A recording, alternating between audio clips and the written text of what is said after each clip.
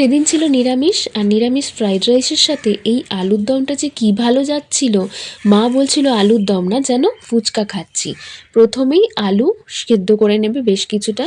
তবে এই আলুর দমের জন্য আমি বলবো শীতকালের ওই ছোটো ছোটো আলুর হয় না, সেগুলো বেশি ভালো হয়।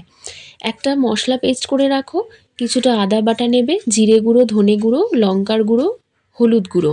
এরপর কিছুটা কেচাপ আর জল দিয়ে একটা পেস্ট বানিয়ে সাইড করে রাখো। এরপর শুকনো খোলায় আগে থেকে ভেজে রাখা দুটো তেজপাতা, দুটো শুকনো লঙ্কা আর বেশ কিছুটা পাঁচফোড়ন দিয়ে মিক্সিং জারে ওটা গুঁড়িয়ে সাইড করে রাখো। এরপর কড়াইতে তেল দিয়ে দাও, দিয়ে গরম বসিয়ে দাও। ততক্ষণে বেশ কয়েকটা ওই গোটা গরম মশলা থেতো করে নিলেই হবে।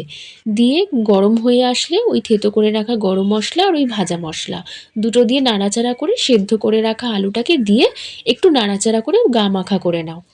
যেই ভাজা ভাজা হয়ে আসবে, ওই আগে থেকে পেস্ট বানিয়ে রাখা যে মশলাটা ছিল সেটা দিয়ে অল্প একটু জল দিয়ে ভালোভাবে কষিয়ে কষিয়ে নাড়াচাড়া করে নাও। যেহেতু আলু আগে থেকেই সেদ্ধ, খুব বেশি রান্না করার দরকার নেই। নুন আর একটু মিষ্টি দিয়ে দেবে। আমরা যেহেতু চিনি খাই না, বদলে গুড় খাই, তাই গুড় দিয়েছি। এবারে দিয়ে দেবে একটু টক দই আর একটু গোলমরিচের গুঁড়ো।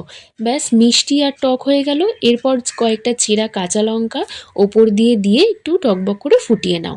ব্যাস, তাহলেই দেখবে একদম আলুর দমটা রেডি। লাস্টে একটু শেষ পাতে ধনে পাতা ছড়িয়ে গরম গরম নিরামিষের দিন সার্ভ করো এরকম মনোহরা আলুর দম।